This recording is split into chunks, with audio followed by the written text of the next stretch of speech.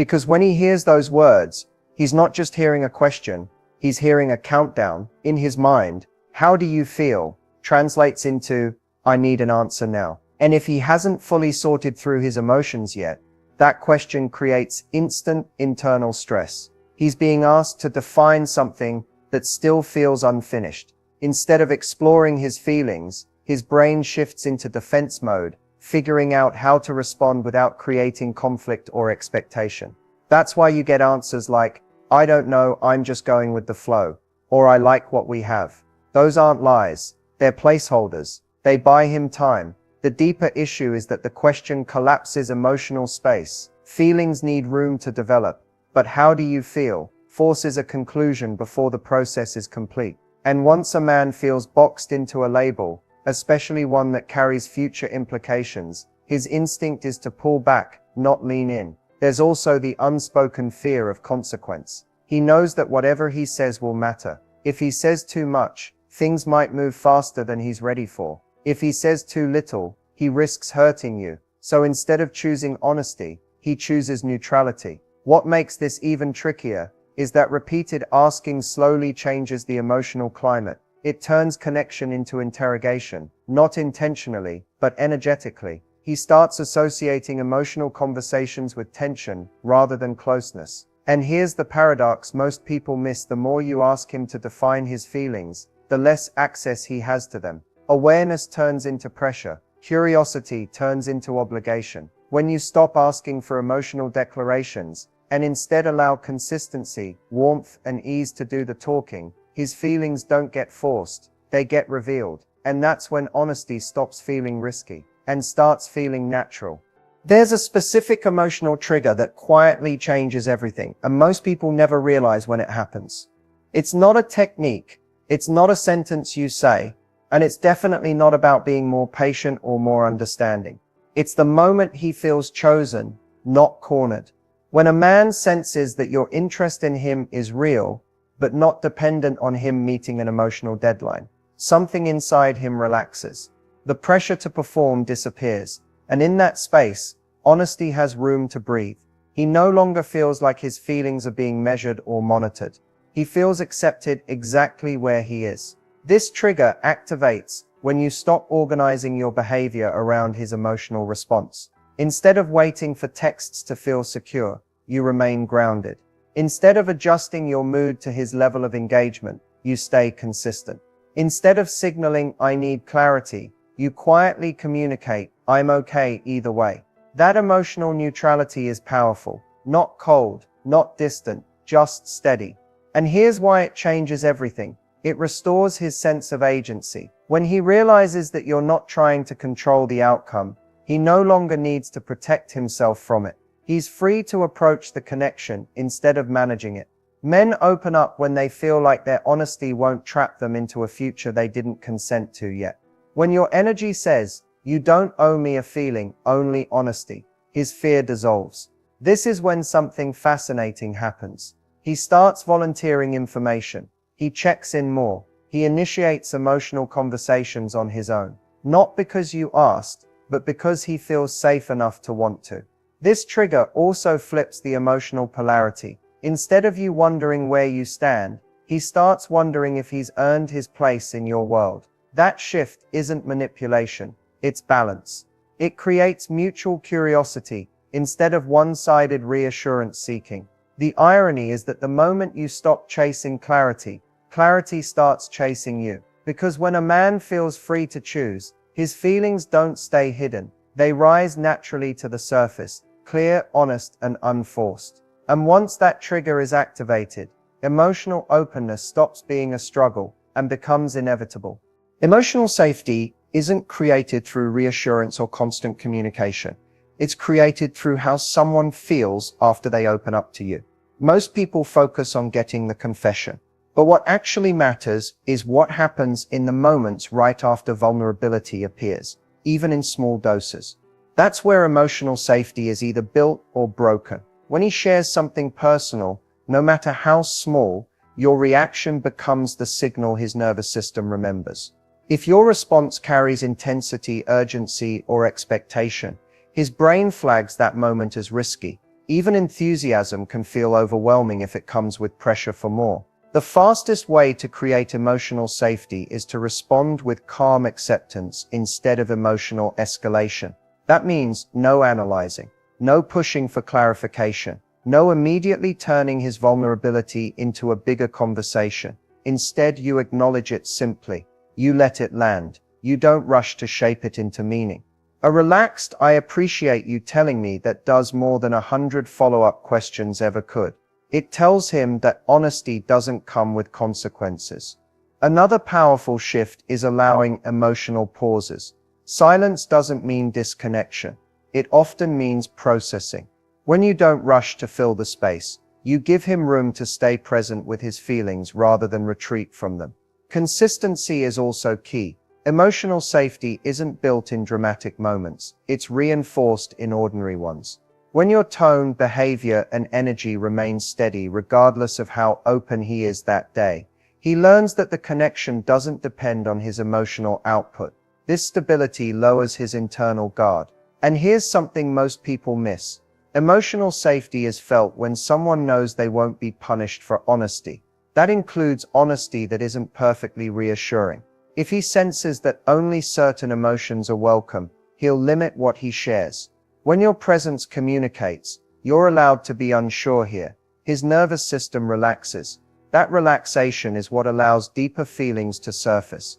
Emotional safety isn't loud. It doesn't demand. It doesn't chase. It quietly signals freedom. And when a man feels free to be honest without losing connection, opening up stops feeling like a risk and starts feeling like relief. When a man is about to open up emotionally, it rarely looks like a dramatic confession. It shows up in subtle shifts that are easy to miss if you're only watching for words. One of the first signs is increased curiosity. He starts asking more about your thoughts, your experiences, and how you see the world. Not just surface-level questions, but ones that reveal he's paying attention. This isn't small talk. It's his way of testing emotional proximity without fully stepping into vulnerability yet. Another signal is inconsistency that leans toward presence. He may pull back briefly, then return with more warmth or intention than before. This isn't emotional unavailability. It's processing. He's sorting through feelings privately and then re-engaging once they feel safer to hold. You might also notice he shares more context about his life. Not just what he's doing, but why. Explaining motivations, frustrations, or personal history is a quiet form of vulnerability. It means he's letting you see behind the decisions, not just the outcomes. There's also a shift in how he responds emotionally. His reactions become less guarded. He's less focused on sounding composed and more comfortable being real. You might hear uncertainty in his voice, or see him take a moment before responding. That pause isn't distance, it's honesty forming. Another key sign is emotional mirroring. He begins matching your tone and energy more naturally. If you're calm, he relaxes. If you're playful, he leans into it. This synchrony signals that he feels emotionally aligned rather than defensive.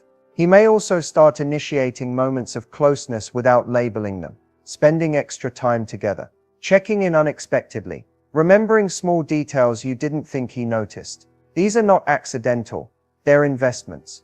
One of the clearest signs is when he shares something imperfect, a doubt, a fear, a past mistake. That's a test of safety. He's watching what happens when the version of himself isn't polished. And here's the most important thing to remember. When these signs appear, the goal isn't to seize the moment. It's to stay steady. The more natural and unreactive you remain, the easier it becomes for him to take the final step. Because when a man is about to open up, he's already halfway there. He just needs to feel that the ground beneath him is solid. If you want him to be honest, the focus can't be on extracting truth. It has to be on making honesty feel rewarding.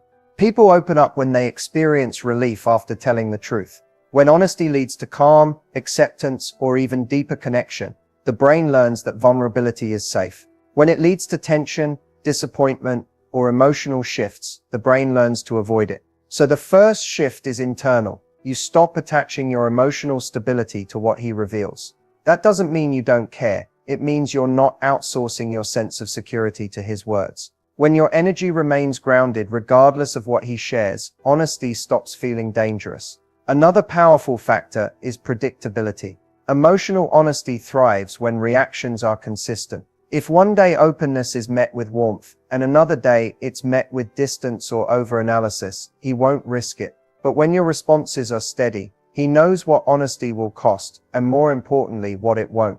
There's also something deeply attractive about emotional self-sufficiency. When he senses that you're fulfilled, present, and engaged in your own life, honesty becomes a choice, not an obligation. He wants to step forward because he's drawn to you, not because he feels responsible for your emotional state.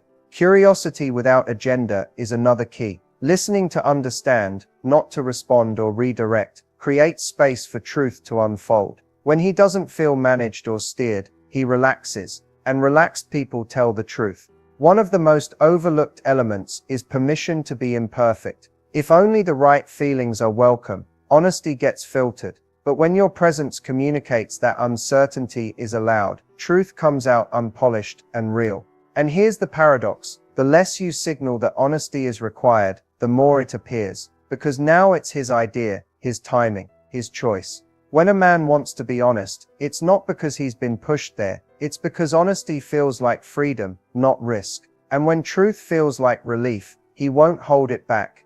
Sometimes what pushes him away isn't something you say.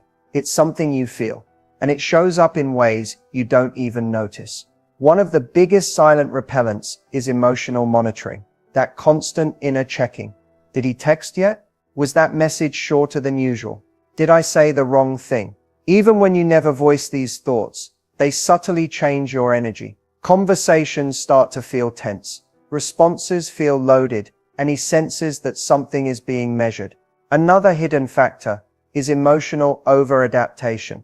When you start reshaping your behavior to match his, replying faster or slower, acting more casual than you feel, downplaying your needs, you lose emotional consistency. That inconsistency creates confusion. He doesn't know which version of you is real, so he becomes cautious. There's also the issue of unspoken expectations. When you internally assign meaning to his actions without sharing them, disappointment builds quietly, and disappointment has weight. It leaks out through tone, pauses, and micro-reactions. He may not know what he did wrong, but he feels that he did something. Another subtle push away is treating potential as reality. When someone starts relating to who he could be rather than who he is right now, pressure enters the dynamic. He feels projected onto, not seen. And when someone doesn't feel seen, they retreat. Even reassurance seeking can backfire. When comfort becomes a pattern rather than a moment, it shifts the balance. He stops feeling like a partner and starts feeling like an emotional regulator. That role is heavy, and most people instinctively pull away from it. The hardest truth is that none of these behaviors come from manipulation or neediness. They come from wanting clarity and connection. But intention doesn't always match impact. What keeps someone close isn't perfection, it's emotional self-awareness. When you notice these patterns and gently release them, the dynamic softens, the space between you becomes lighter, and when the pressure lifts, attraction has room to return, naturally, quietly, and without force. When he finally opens up, the moment feels huge. Your mind races. What do I say? How do I respond? How do I not ruin this? But the reality is, how you handle this moment determines whether emotional intimacy grows or shrinks. The first step is to pause. Literally, take a breath. Resist the urge to react instantly with advice, analysis, or even excessive excitement. That initial reaction sets the tone. If you overreact, it can feel like a performance requirement. If you underreact, it can feel like dismissal. A calm, grounded presence communicates your honesty is safe here. Next, focus on validation rather than judgment. Validation doesn't mean agreement. It means acknowledging his courage and the reality of his feelings. A simple, "I appreciate you sharing this with me," carries far more impact than dissecting the confession or immediately trying to solve it. Emotional honesty thrives when it's met with acceptance, not evaluation. Listening is more than hearing words, it's feeling the underlying emotion. Pay attention to his tone, pauses, and hesitations. Often what he doesn't say is as important as what he does. Nodding, maintaining eye contact, or simply being present without interruption reinforces that his vulnerability is being received, not measured. Resist the urge to redirect the conversation toward yourself or the future. This moment is about him being open, not planning next steps. Let him fully express without interruption or reinterpretation. When he feels fully heard, trust deepens naturally and further honesty becomes easier.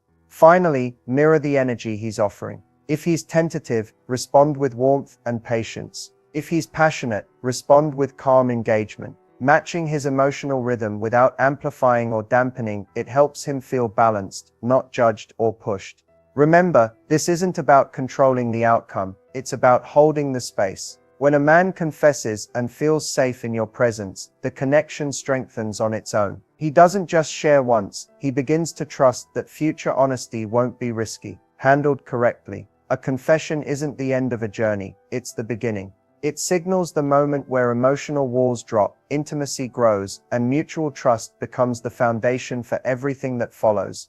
By now, you've seen that getting him to open up isn't about pressure, tricks, or pushing for answers. It's about creating the conditions where honesty feels safe, natural, and even desirable. It's a subtle shift in energy, in presence, and in the way you relate to him, not a list of things to say or do.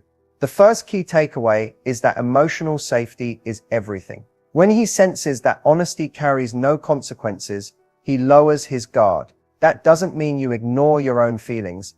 It means your stability doesn't depend on his every word. The calmer and more grounded you are, the easier it is for him to trust and share. Second, notice the subtle signs